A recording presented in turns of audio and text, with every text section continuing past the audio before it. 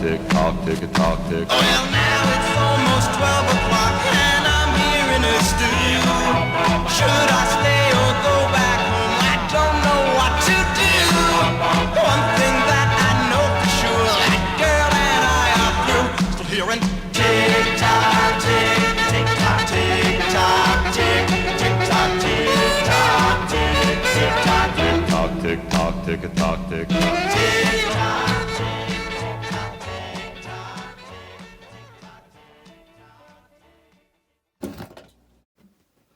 Okay, let's get the hairspring and balance wheel in. So, I think we'll turn it around. And yes, we do have the movement together now after this, the second attempt. And yes, it is I did wind the spring up. Interesting shape it has taken. I don't know if it's supposed to. I don't know. I don't know what other shape that would take. As you can see, it's off to the side there. But anyway, I wound this thing up all the way. So we're gonna see what kind of results we get. Okay, let's see here. This is gonna have to come. Okay, we're gonna have to put that on. I want to make sure I don't overbank. Like, I want to make sure I don't overbank this. Okay, because what can happen is sometimes you can put this in the wrong way. I don't know. It's kind of hard to explain, but there's a certain way you have to get this in, the impulse pin in. It has to be facing the pallet fork by the time it's turned all the way around and the hairspring is installed and everything. So I'm going to put it like this and then get the bottom in there. I don't know if you can see the bottom of that. Maybe not very well. I'm going to tighten the screw up just a bit, just enough to hold it in, because this isn't a very comfortable position. Oh, there we go. Okay, now it's actually in. Now we can just drive the, or actually no, we can just move the regulator there, get the hairspring in there. This one's playing, not playing hard to get. That's in there. Drive it all the way around there. And as you can see, I'm interacting with the pallet fork now. Get it in the stud. Whoops. Let's get it in there. Come on. Oh no. You jumped out. To push in there. Remember, viewers, it's more poking and prodding, not bending and trying to deform the shape. I had to learn this the hard way, so I figured, you know, if anyone else didn't know, they better figure it out pretty quick, or else they're going to destroy these. Now we take the bigger end of this particular style of taper pin. We take the bigger end of it, and we stick it in here. Oh, we make sure that's in beat, and then we just gently stick that in there. Let's try and... Oh, you know what? Okay. The plastic is in the way of the gears here. Maybe we'll actually... Here we go. Let's try now. Oh. Yeah, there we go. Now we're actually running, but we're not adjusted quite right, I don't think. Okay, so what I've heard before here is to turn the screw all the way to the point where the balance wheel doesn't want to move. Oh, can you see? Oh, yeah. Okay, maybe you... Yeah, you turn the screw just to the point where this thing doesn't want to move anymore. And maybe I'll tighten, well, just, you know, gently. I don't want to dull the tips of the wheel here. You know, just turn it like that, make it nice and even. And then the rule of thumb is, that I've heard from everybody, from OK Bridges to James Martin, everyone's saying this. I don't know where this was stated or when, but apparently you're supposed to turn your balance cup a quarter of a turn. And by the way, these are magnetic screwdrivers here. Be careful when you're working with these, because you don't want to get the hairspring all involved in the magnetic screwdriver, because it'll stick to it and you'll probably deform it. So anyway, there's a note of caution. I guess I shouldn't really be using that, should I? I shouldn't be playing the game, you know. Here's a non-magnetic one. Okay, we'll turn this a quarter of a turn. Oh, I better hold it. It's going to fall all over the place here. I'm going to turn that a quarter of a turn. So that is right there. Is there any play in this? Oh, yeah, there's just a little bit of play in that. Okay, now we can begin the, well, we've greased the springs up, so we're going to see how those are going to hold out. And then we're just going to oil all the pivots And I think what we're also going to do is oil the, oh, what's it called? We're going to oil the click on here. Sadly, you can't, well, you can't really oil it. Well, actually, no, this one gets greased because the clicks is in here. This is a different design. It's the El Cheapo click design, but we don't have to worry about that. Anyway, and yeah, we'll oil the escape wheel, alarm escape wheel teeth every second tooth or so. And we'll also do the same over here with every second tooth. Now, I'm not going to show this because I feel like this isn't really necessary to show. Well, I don't know. I'll do it in the next series, okay? Because I know I've done this on camera before, and I'm making like dumb comments. I don't know what's wrong with me when I'm everything just goes to heck when I try to oil the movements all the time. Well, that's the motion we're making fully after servicing. And I believe this is worse than it was before. But I could be wrong. Okay. Now, it seems the back coils there, the very outer coils, it seems they're sticking together back there. You see that?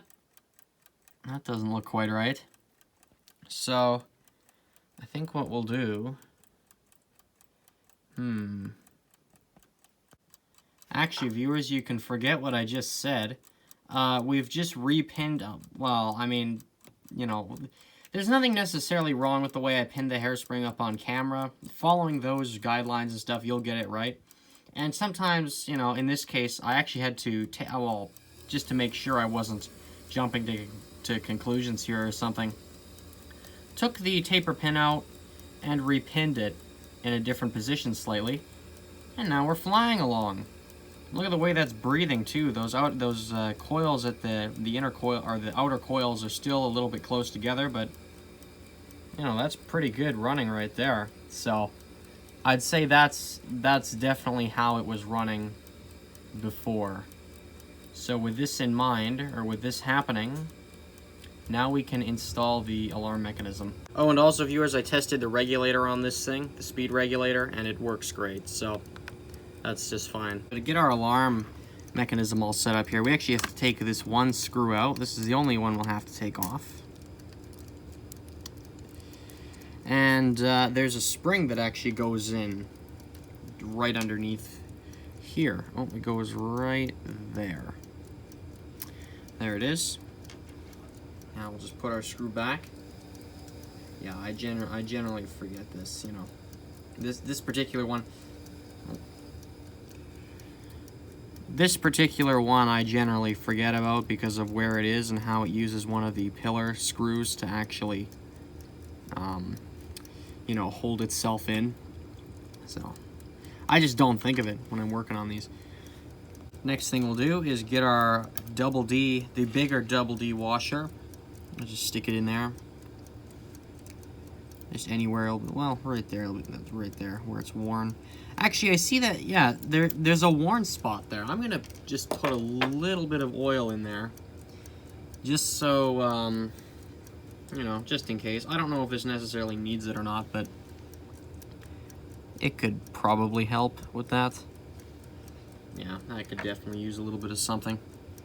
Because if it's rubbing up against the plate, then that's not what we want. We want this to be as, oh shoot, we want this to be as friction-free as possible. So, to promote the longevity of this clock's life in every part of that. Some parts don't wear, some parts do, so you just want all of them not to wear, you know? So anyway, we'll put our alarm triggering wheel here, I guess you could call it, and the alarm finger. I don't know, I guess this is the alarm setting wheel, isn't it? So there's the alarm, it would trip there.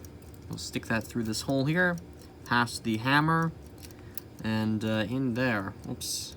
Into the, oh shoot. This is caught up in here. Oh, come on, this has gotta go in here. Well, maybe I think I actually gotta take this out first, and then slide this under. Ah, that's how you do it. slide it under, then you get this in. Oh yes, I hate that design on the MotionWorks there with the stupid goofy this here. These always break when you remove them, by the way, viewers, so I substitute them with a piece of chicken wire when they're actually when they're too far gone to salvage. So I throw in a piece of chicken wire in there and bend it up, and it works just fine. Any little wire like that should be good. Also, while we're at it, we're gonna oil the finger, or along here, this little quote-unquote track here, I guess you could call her, this ledge or rail or whatever. This kind of ledge here. Oil that up. Kind of get something on there, just so it, just so it doesn't wear and stuff like that. Now make sure you hold that because it's gonna come flying out of there. So you gotta flip this over. Yeah, you just gotta hold it there for a second. I'm gonna flip this whole thing over. And we can turn it around like that. Oh. Now we can get the leaf spring involved here. And just stick that on here. Get it in its 2 holes, very good. Get our alarm tension nuts on. I'm not sure. I guess we'll find out, won't we? What tension to go with. We'll find out here in a second. This holds this on. Oh, it doesn't want it. It's turning with it. That's not good. Well, I'm not threading this thing properly. Goofy me. There we go. Get this in. Get that on the leaf spring there, and just tighten it on. You can just get it finger tight. It doesn't have to be any real tighter than that. Then we get our double D-shaped washer in there. Our small double D-shaped washer. There we go. And that's just, I believe that is for the knob, the setting knob, so you don't, when you take the knob on and off, or just adjust the knob in general, you don't mess up the tension of this. I'm like 95%, I'm 95% sure that's what that little double D washer is for. Very good. Now our alarm trips, and it doesn't make any difference right now because there's no, there's part of the case there that holds the alarm hammer in place and helps it not to trip. And I just realized this actually needs to come off. There's an alarm hand there that goes on this. You'll see what I'm talking about in a second. Oh, brutal. Yeah, too bad we don't have the original winding key for the alarm side, hey? I don't know what I guess it would have looked like the other one. You know, oh, are we going? Oh, there we go. Oh shoot, you know what I forgot to do? I didn't oil the alarm escape wheel. That's okay, we'll get to that. Well, I was experimenting with the alarm side, and 2 things ended up happening. For one, the hairspring ended up unpinning itself because I had it rigged up on this stand here once again. This is brilliant. I don't know where this thing came from, as I said. I think it came with a gift basket, but I'm not entirely sure. Anyways, our motion kind of dropped down back to where it was. The regulator still works fine. I've been playing around with this. I can't really get it to get any better than this. And also, someone took the offset bend off this. There would have been an offset bend on this originally, but it's gone. It's mostly straight. If you guys were paying attention to the way the hairspring looked when it was out of the movement, there's no offset bend. I should have pointed that out. Another thing happened was the alarm side ended up the spring ended up disconnecting itself from the arbor there, or it unhooked itself. So I was in there with a screwdriver. I was basically batting at the spring. You know, I held the alarm so it wouldn't, or I was holding the alarm hammer so it wouldn't trip. And then I was oh yeah, and by the way, this happened because I was trying to get one of the keys off, anyway, the threads didn't want to let the key go, but anyway, they're fine and everything. So anyway, I'm fumbling around in here with a screwdriver, and what I'm doing is I'm basically pushing the spring towards this and trying to wind it, and also holding the hammer. And eventually it caught on and connected itself again. That's the one thing I don't like about this movement. I can't just take one of these barrels off and just work on it individually. No, you have to pull the whole thing apart to do so.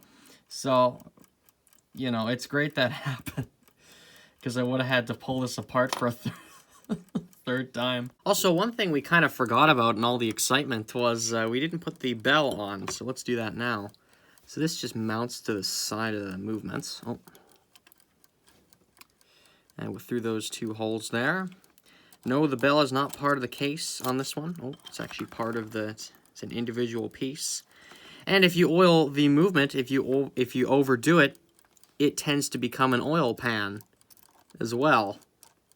So, hey, I'd rather it be in the bell than, like, you know, just to the odd chance you do over oil it. I'd rather it be in the bell than leak into the case or something and then leak out of the case or something goofy like that. We won't hear the alarm right now because that key, I don't know, that key, I might have to try and find a better key. It didn't damage the threads or anything, but as you heard, it didn't want to let go of the key as I'm turning it backwards. And obviously the original key, it would have let go, you know, just like that, but that one didn't, so I don't want to risk that again. And there's the movement with the bell on. And you can hold it by the bell too, so that's great. Now what we shall do is set the alarm. Now this isn't as conventional as a lot of the other alarms are.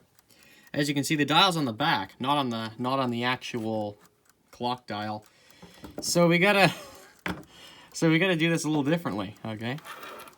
So what I'm going to do is I'm just gonna find where does this go on here. Okay, there's one key there and one key there, so this must screw in like that. Correct, Amundo. Wow, that was actually really, I was not expecting that to be right. Okay, now we'll just screw the back plate on. And then is the, oh no, the double D washer isn't on, or the small double D washer. It fell off, viewers. Oh yeah, this screw thread here, I think that's stripped, or is it? There's one, I know for sure there's one that's stripped. I think this is it. Okay, yeah. We're gonna put this on here then. Oh, maybe they're all stripped. Okay, this... oh, yeah, that didn't want to go in there either. Ooh, maybe we got the wrong screws. You ever think of that? You ever think of that, Greg? No.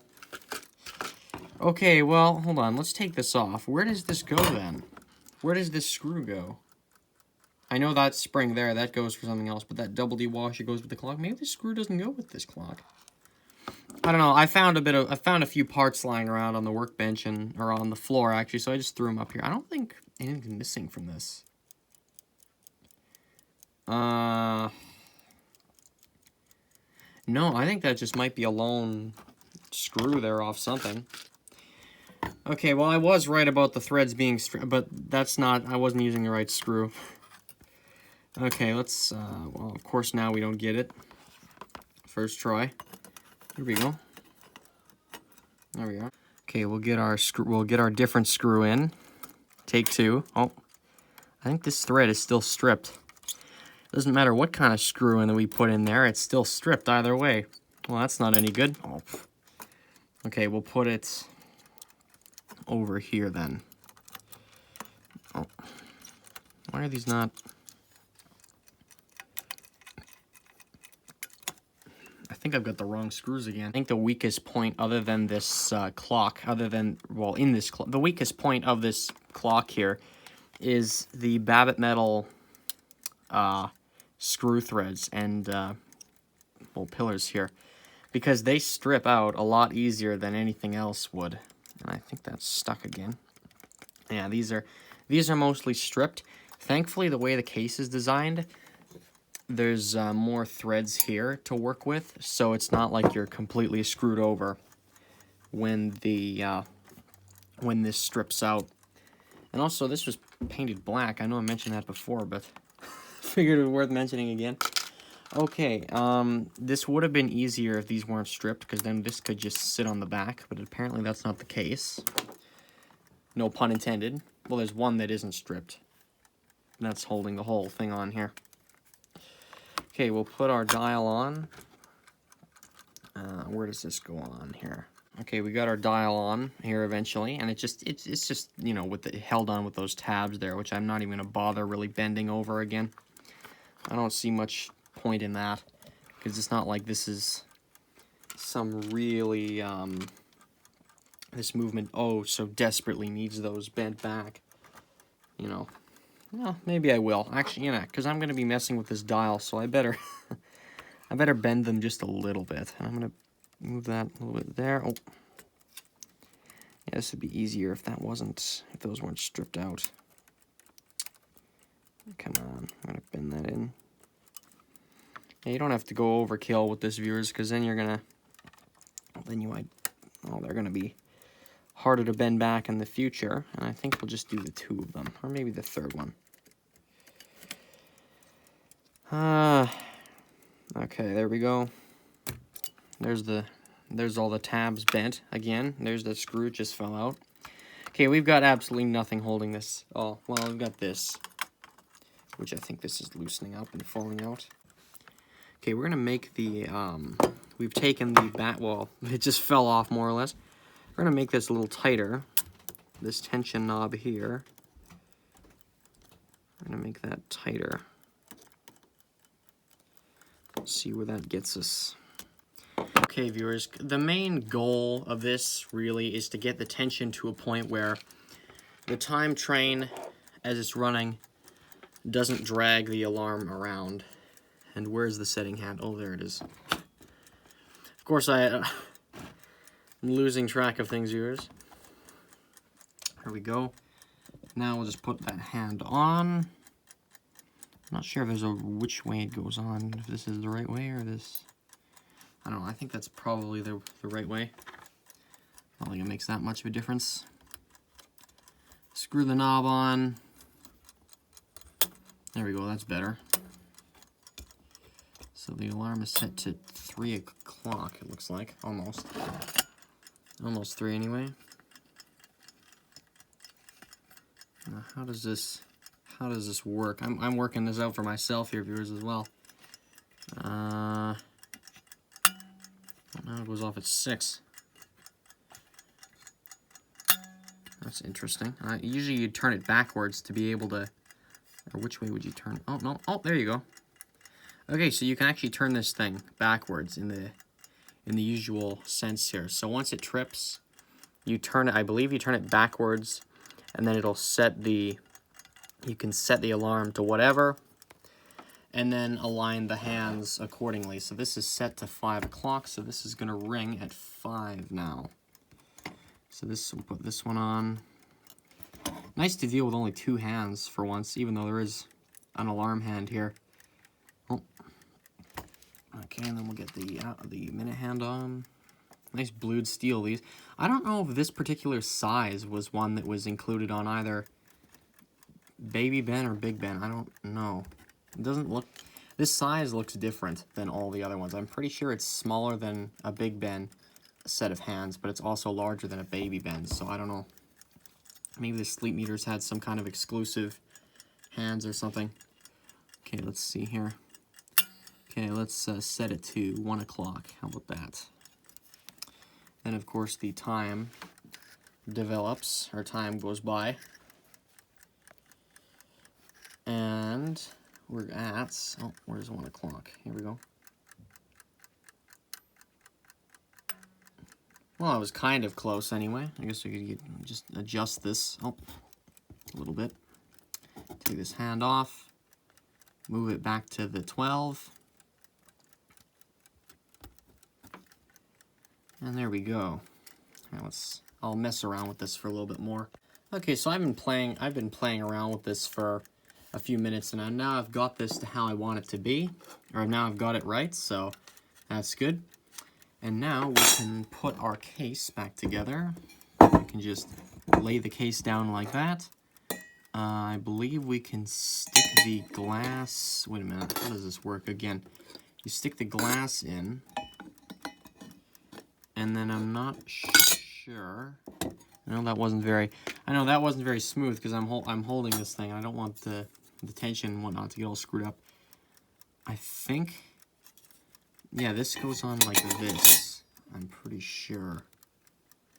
And then you can stick your clock in there. I'll hold it by the time setting knob, and then you just lower it in there gently, and then you're in. Let me just turn this thing around and see how we're doing. See how this thing looks. Oh yeah. Yeah, that's right. Okay, that's good. That's what we want. You know, since it's not all together, and now I have to take it out again because it's not quite how we want it. Now we just lower it in there one more time just to, and I just checked all my adjustments and all that stuff. And we'll just get it on there. You know, align all the screw holes and everything. And now we can put this together. Oh, I can screw this together here. So this right here will hold this together here. So that's why the back plate being stripped isn't that big of a deal. You know, we can still get this all together without too much trouble. And oh man, you can hear it making, you can hear the ticking being amplified in there. There we go. So this will all be tight enough to hold this together here. There we go, there's one more. Now let's see here. Oh shoot, the glass isn't quite aligned how we want it to be. Okay, loosen it up. Loosen it up. And adjust it. We're gonna loosen up all 4 of these. That's not what we want. We want this to actually be right. And our clock is slightly wonky in there. That's not... We're almost there. Are we centered? No, we're not. We're not. Yeah, we're not quite. Okay, let's kind of... There we go. Now we're better. Just the fine adjustments of yours make all the difference in this case. No pun intended. There we go. There's our... Oh, there's the last one. Let's look at her now. Okay. What we can do to test to see how accurately the alarm actually goes off. It's set for 1 o'clock. Let's see what we do here. See what we get. Oh, so it goes off 5 minutes before. That's good. There's no adjustment needed there.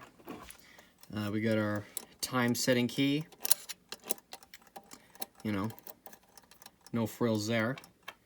And our alarm, our new replacement alarm key. I might try and find something better, but for now this fits. And we can wind this up. It actually will wind up now. There we go. Yes, that is exactly what we want to feel. There's tension building up in this spring. Now it's wound all the way up. What time should we set it for to go off for the first time? I don't know when was the last. I don't know when the last time was that this thing actually went off in its case. Because when I got it in 2018 or whatever, 2017, this had no key, and I don't know when the last time it had been serviced. Didn't look like it had been for a while. Okay, let's try. I don't know. Wait, what time does this say on here? 1 o'clock. Let's try 6. That's a classic time to kind of make things go off. Oh, here we go. Pull the alarm out. There we go. That just interacts with the. There's like a tab here that when you push this in, this blocks the tab. It's on the alarm hammer. This is not a, or this is a fine design here. Okay, let's see here. Let's make this go around. And we'll go around, around, around, around. 5 o'clock, 5:30. Oh, there it goes. Oh, nothing's happened.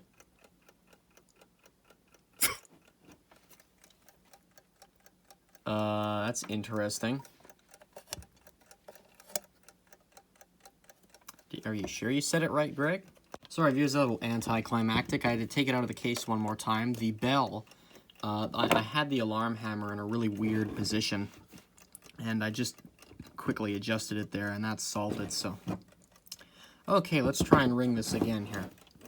Let's see, what time you want to go for? Oh, maybe 12? I think 12 would be the way to go. Make sure we're actually set right. Pull the alarm out. And we'll skip it up to 12.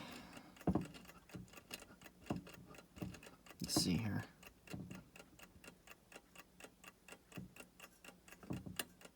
Oh, there it goes. Kind of a muffled sound, isn't it?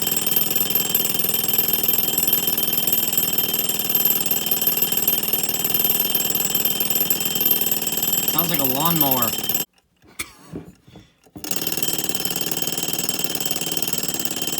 At least it's ringing at all, though. I gotta say, it's better than the silence we were getting. Maybe it's the surface alarm. Yeah, it's okay. No, that's the wood. Sounds more like that.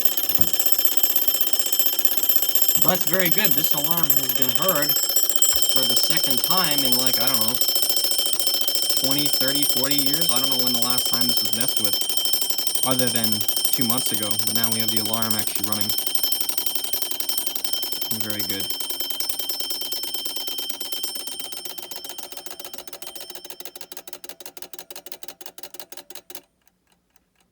And hopefully the hairspring doesn't come unpinned again, because that's what happened last time.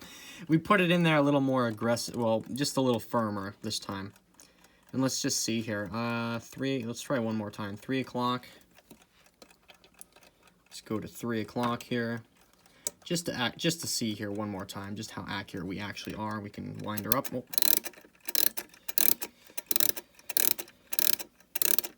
And we'll see how accurate we are here. Yes, okay, we're set to 3. So let's go here.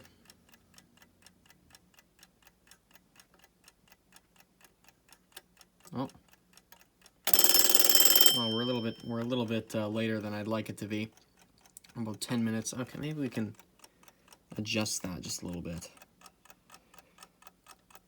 I'm gonna go around here. Maybe I'll set it to just before that. Let's try that again.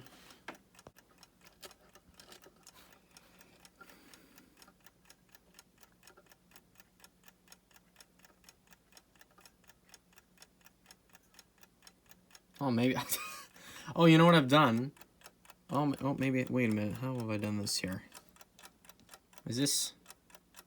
Oh, this is closer to 4 o'clock. Oh, that's why that. Okay, never mind. The dial goes this. This is screwing me up. This dial goes this way. I don't know why they made it like that. I think yes, now I know, because this has to go this way. I don't know. I think that probably could have been done the other direction though.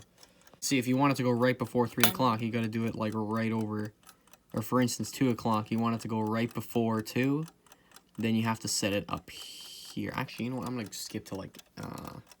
Where's a better example of this? I'm gonna skip to right before 8 o'clock here. And then we'll set it over there. This is the first time I've used one of these, one of the ones with the dial on the back for the alarm, so pretty unique design. Okay, 7. Oh, there it goes. So that's a 15 minutes. So those are like almost 15-minute intervals here. Okay. Well, anyways, viewers, you get the idea. I might screw around with this a little bit more, do some very fine adjusting, but other than that, I think we're basically done. Spring is, well, we didn't fix the spring yet. That'll have to be in another video.